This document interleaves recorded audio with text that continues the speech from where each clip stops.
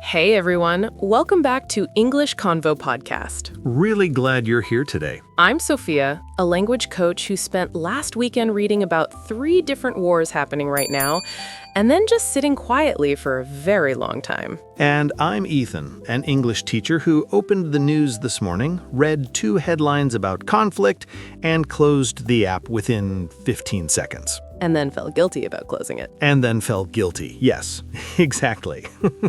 This is English Convo Podcast, your weekly dose of real English for real work and real life.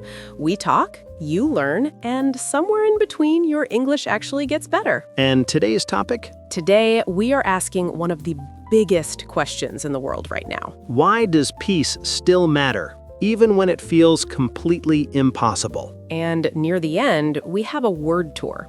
8 really important words from today. And if you're new here, welcome. Hit subscribe so you catch the next one. Okay, we are not here to tell you which side is right in any war. We are not here to solve world politics, debate world leaders, or give you the one correct answer to humanity's oldest question. We're here to do something smaller and, honestly, much harder than taking a side. We're here to sit with a question a lot of us are afraid to ask out loud. Let me paint a picture. Please. It's early morning. You have your coffee. You open your phone. And the first thing you see, another war headline. Maybe it's Ukraine. Maybe it's Gaza. Maybe it's a place you've never heard of. And you feel something. What do you feel? For a lot of people, that feeling is helpless. And helpless means you want to do something, but you don't know what.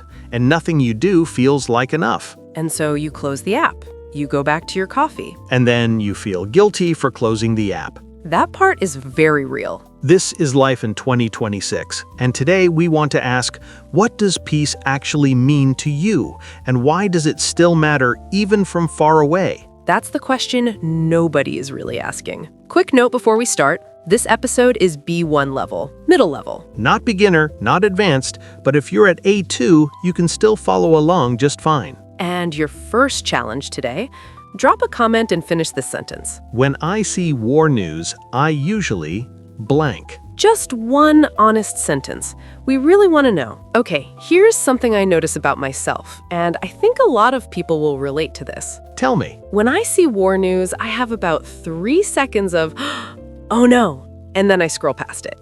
Right, and then you feel bad about scrolling past it. And then you scroll back, and then you scroll away again, and then you put the phone face down and pretend you didn't see it.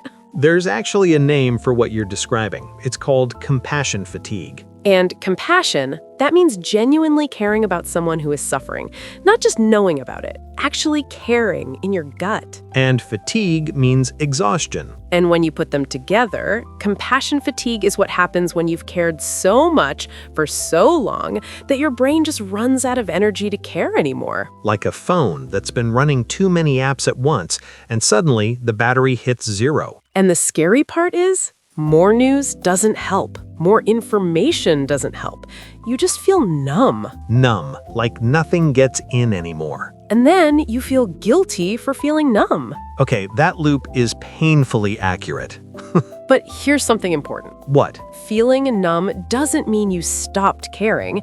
It means you care so much that your brain had to protect you from the weight of it. That is compassion fatigue working exactly as it was designed to, protecting you, not abandoning them. The numbness is not the enemy. The numbness is a signal, and the signal is this matters to you more than you're letting yourself feel. And here's the thing most people don't realize. What? You already know more about what peace means than you think. You know what it feels like when someone really listens to you, and you know what it feels like when they don't. That gap, the gap between those 2 feelings, that's exactly what we're talking about today. And which part of that scroll loop did you recognize in yourself? The 3 seconds of, oh no? The guilt after closing? The going numb? We think most of you know exactly which one. Which brings us to the question that sits underneath all of this. Let me ask you something, Sophia. When you think of peace, what do you actually picture? Like, really picture? Honestly, no news notifications for a week. Right, for most of us, peace just means the absence of bad things. Like, peace is what's left when war stops. And that's actually the problem. Say more. If peace is just the absence of war, then peace is passive. It's just waiting. It's like leaving your front door unlocked because the neighborhood has been quiet for a while. And then one day, you forget why you ever used to lock it. And something passive is very easy to lose. Oof, that one hit. Here's a number that I keep thinking about. According to the Global Peace Index, global conflict has doubled in the past 5 years. And in 2025 alone, roughly 240,000 people were killed in violent conflict. That's a lot of people who had a morning routine, who had coffee, who had a phone. And here is what makes that number more than just a statistic. What? War doesn't start with governments.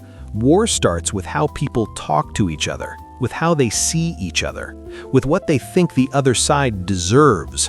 And if you're honest, have you ever caught yourself seeing a news story and immediately deciding which side was wrong before reading a single word? That's not a judgment. That's just being human. We all do it. Which means peace can start there too, with how we see each other, what we think is at stake.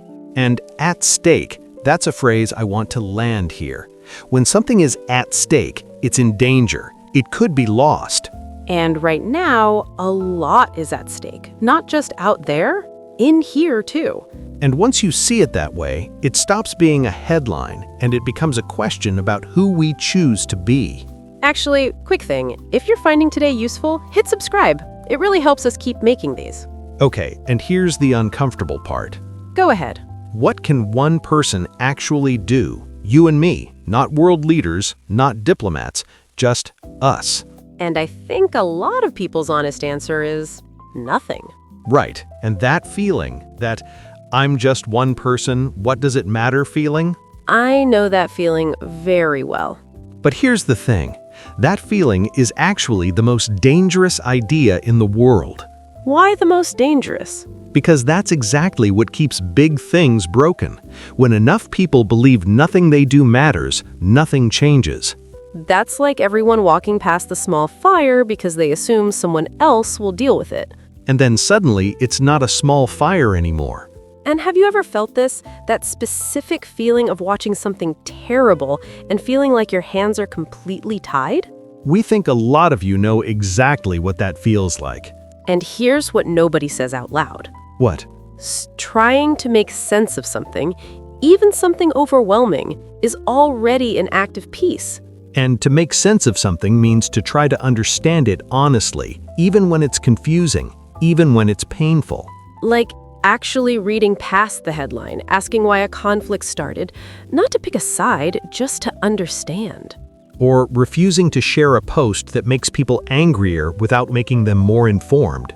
Or deciding to stand up for someone who is being treated unfairly, even in a small everyday moment. And stand up for. To stand up for something means to actively support or defend it even when it's uncomfortable. You can stand up for peace in a meeting, in a comment section, at a dinner table. None of that ends a war, but all of it shapes the world we're actually building together. And once you see that, the question stops being, what can I do? And it becomes, what am I already doing? Here's something I keep coming back to. Tell me. History is full of moments where people chose to stop. What do you mean? Even in the middle of the worst wars, someone called for a ceasefire. And a ceasefire, it means an agreement to stop fighting, at least for now, to give people a chance to breathe, to talk. That's not weakness. That's not giving up. That's the beginning of something. Right. And that decision to stop, even for a moment, has to come from somewhere. And there's a quote I keep coming back to, an old one from Thomas Paine, written during a time of war. What does he say? He says, "If there must be trouble, let it be in my day, that my child may have peace." Oh, that one is heavy. What he's saying is, peace is not something you receive. It's something you choose for the future, even when the present is painful. Peace isn't the absence of conflict. Peace is a decision made over and over by ordinary people. Exactly. And that makes peace one of the most resilient things a person can do. And to be resilient, means to keep going, to keep choosing well even when everything around you is hard. And resilient people don't pretend the world isn't broken.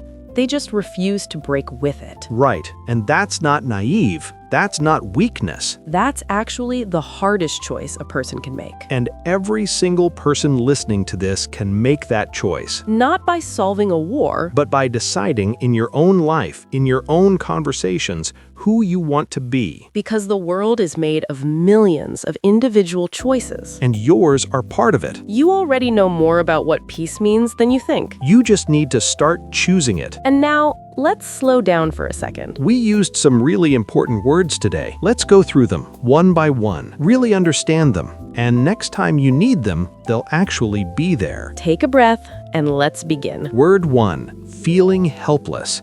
To feel helpless means you want to do something, but you don't know what, and nothing you do feels like enough. Today we said, when we see war news, most of us feel helpless.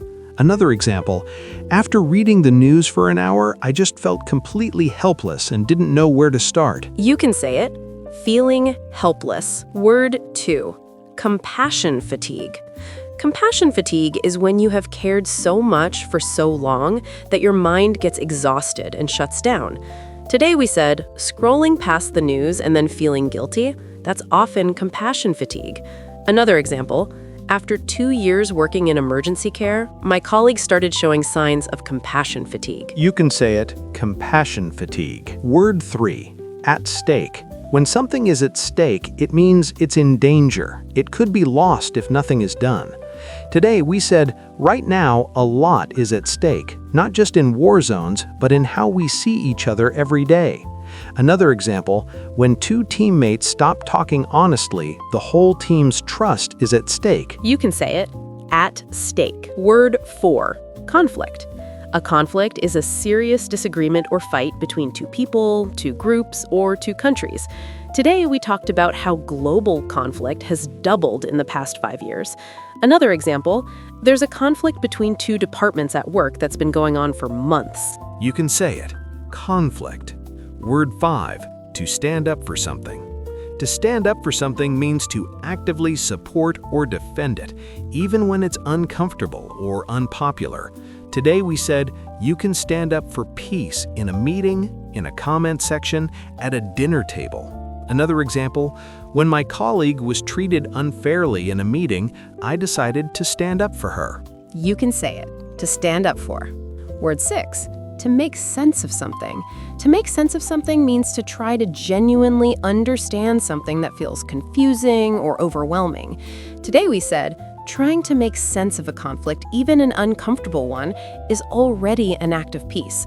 Another example, after the big restructure at work, it took me weeks to make sense of what had actually changed.